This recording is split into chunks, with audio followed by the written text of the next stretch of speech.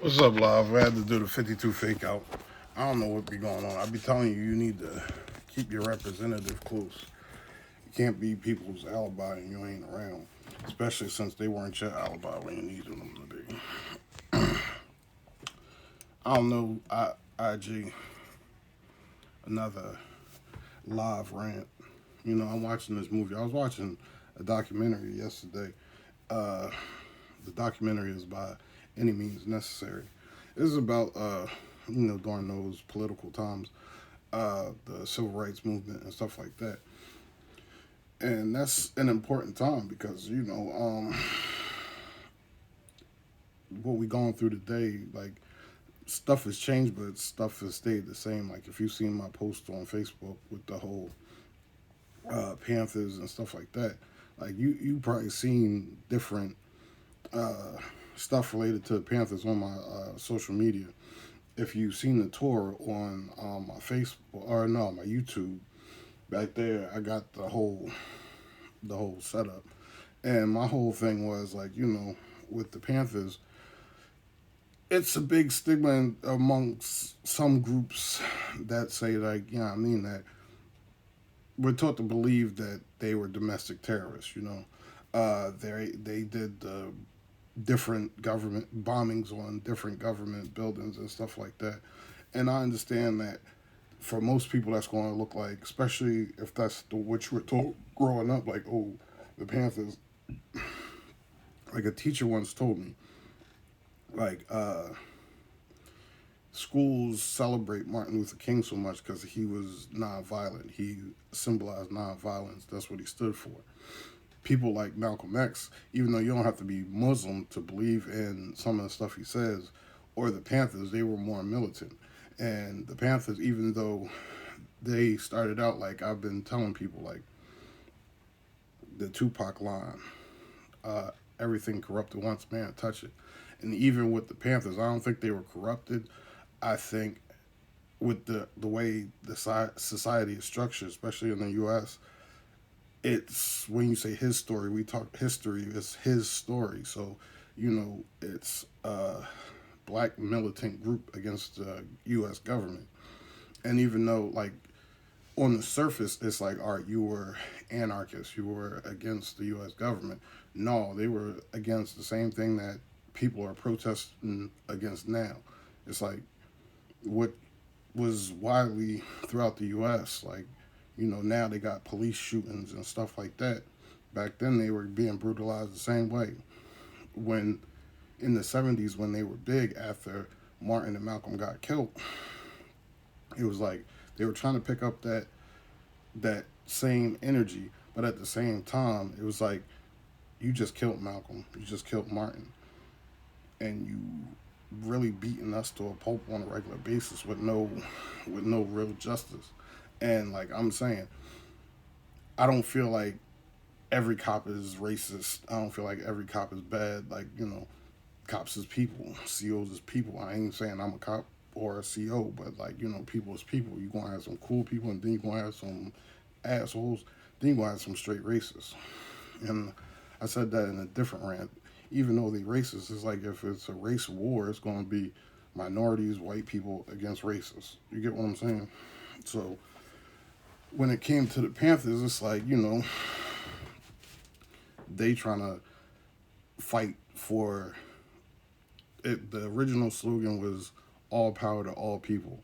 So anybody that was oppressed, whether it was minorities or what you might consider white trash or whatever, poor white people, I don't know. I ain't trying to offend nobody. Don't be sensitive. I'm telling you, live. Get your feelings in order. Get out your feelings. Get out your feelings, live. But anyway, um,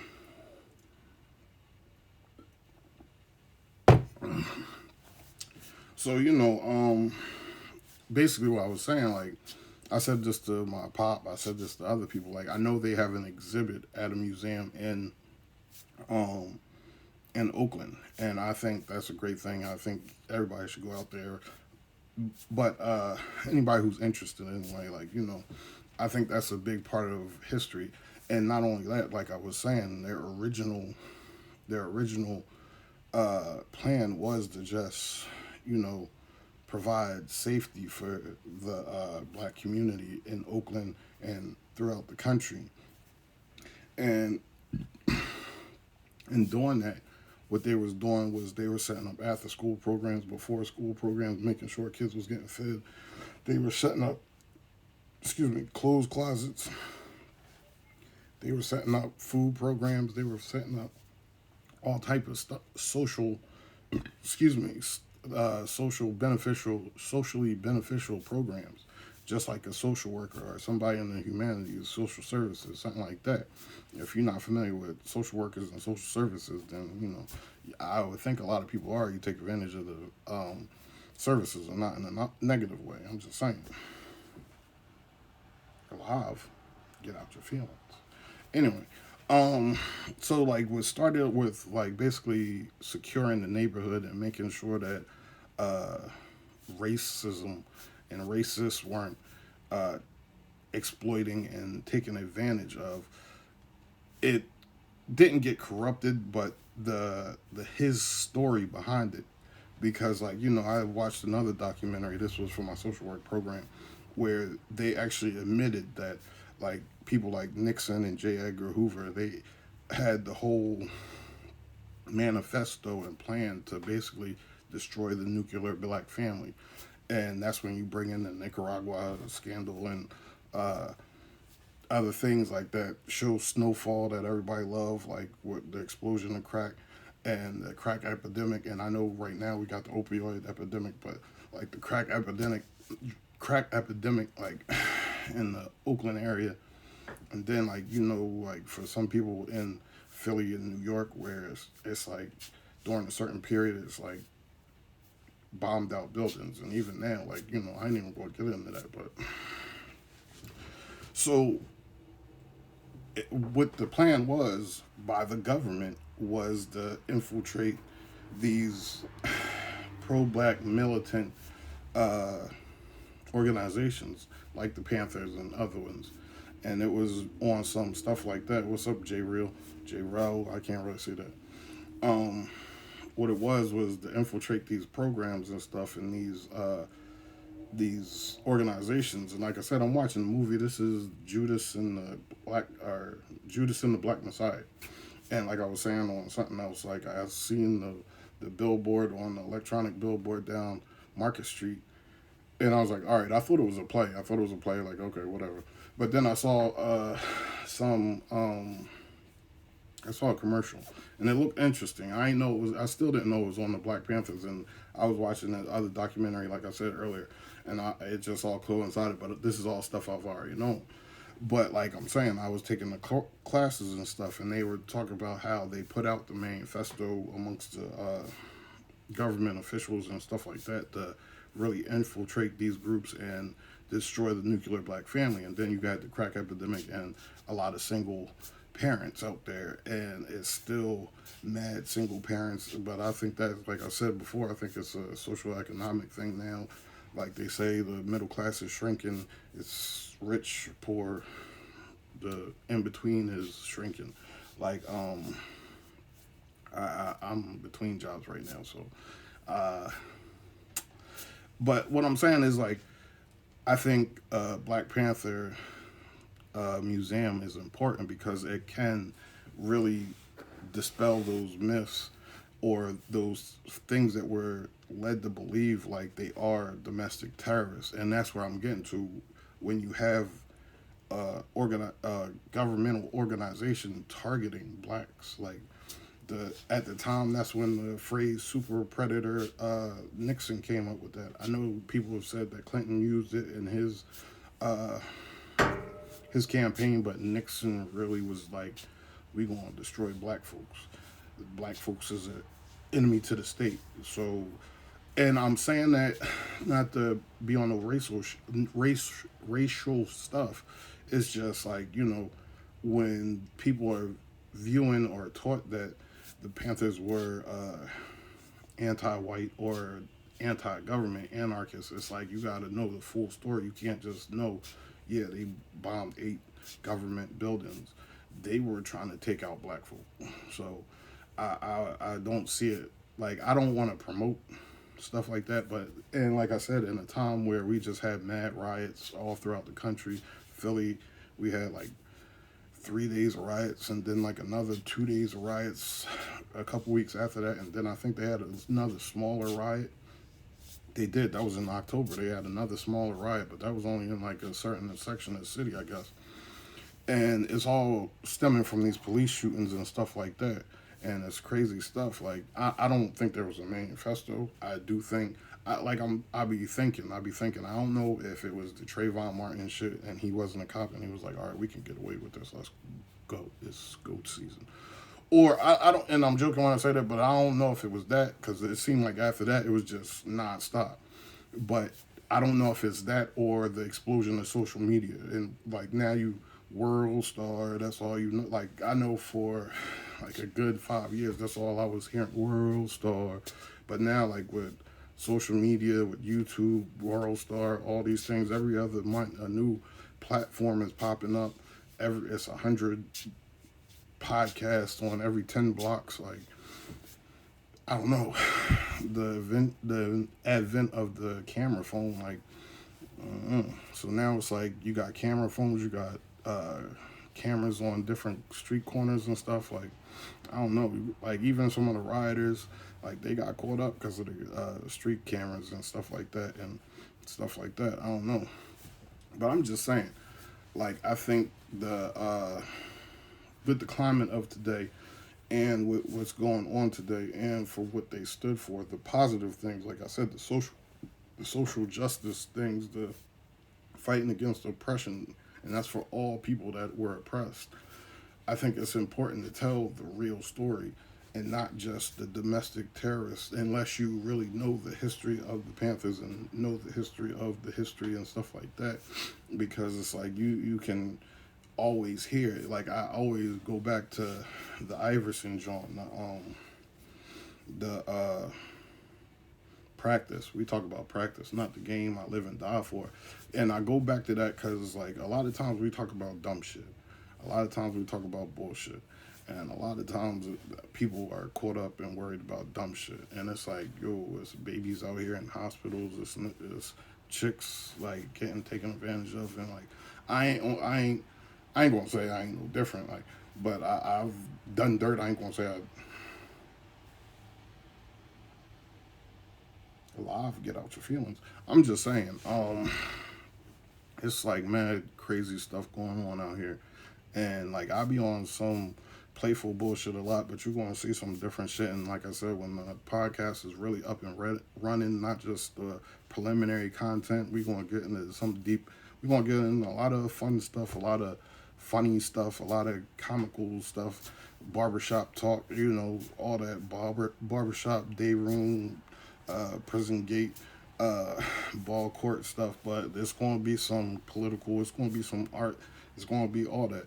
But that's all I'm saying. Like, I think, like I'm saying, I ain't never been to the Oakland California Museum, but I want to get out there and see the exhibit. But I don't think it should just be an exhibit. I think like, and my thing is I'm gonna finish the one comment I'm making. Like I was making the comment like practice. Like that's a soundbite now. That soundbite was probably taken like 25 years ago, and it's a soundbite. It's a funny thing, but the real story is like I was watching another documentary, and I said that in another joint. Like he says, like my best friend had died that day, and he goes out there, 18 injuries, and puts it all on the line. And you talking to him about dumbass practice, and the real fucked up thing to me is like, for them 25 years post that comment, it's like now he gotta laugh that off. Now he gotta act like he's happy every time somebody brings it up and laughs it off. But I don't know because I don't know the man.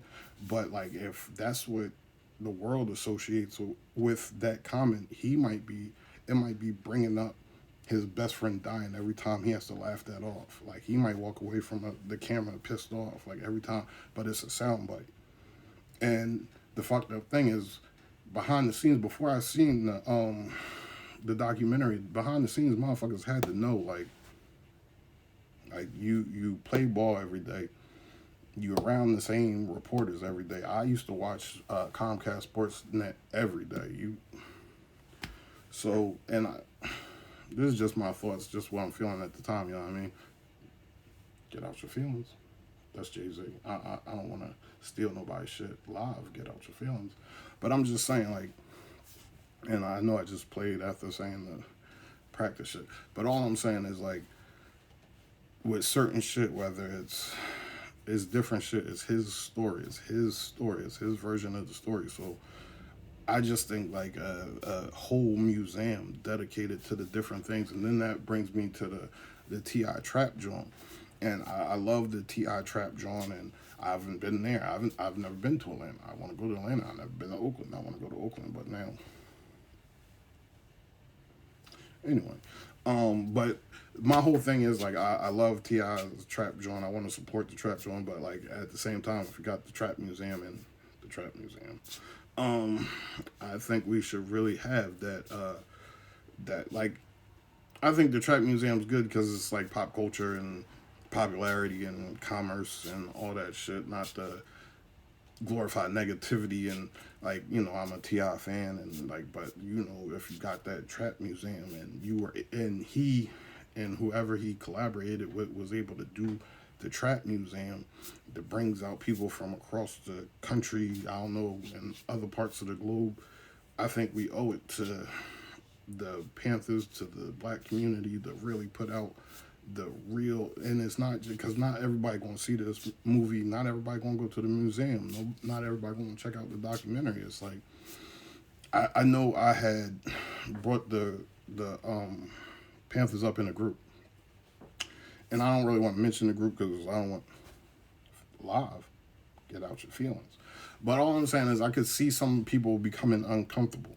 But the whole thing of the group was misconceptions and perceptions, and like if you have mental health symptoms, if you suffer with substance abuse, like there might be misconceptions about you. If you're a criminal, if you're doing certain criminal things, like to some people it might be like you're unredeemable, unhuman. But you go home and you bring food home for your kids. You laugh with your kids. You roll around on the floor with your kids. You sing them bedtime stories. You tuck them in. You love your kids. Some I ain't gonna say everybody because some people are a piece of shit like naturally.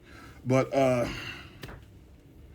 basically what I'm saying is with all that said is like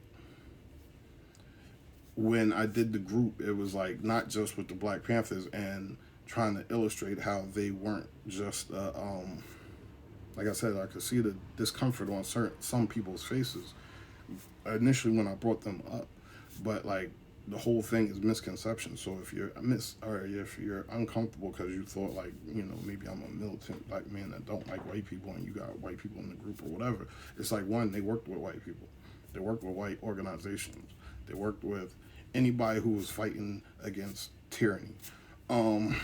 Two, like I said, they had those social justice programs like I already went through.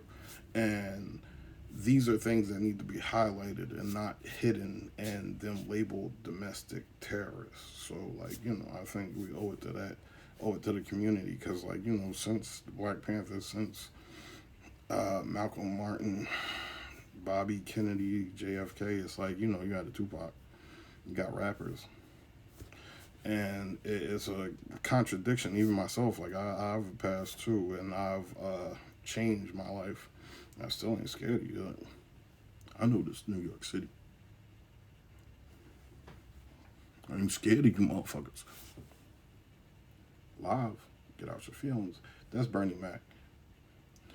I don't know. I'll be playful, but like I'm saying, you get the point. I'm just saying, just check out the live, and like I said, keep your concierge close, keep your liaison close. I don't know what folks is out here doing live, but I ain't like you ain't gonna have me caught up because you want some stuff. I'm live, but we out for now.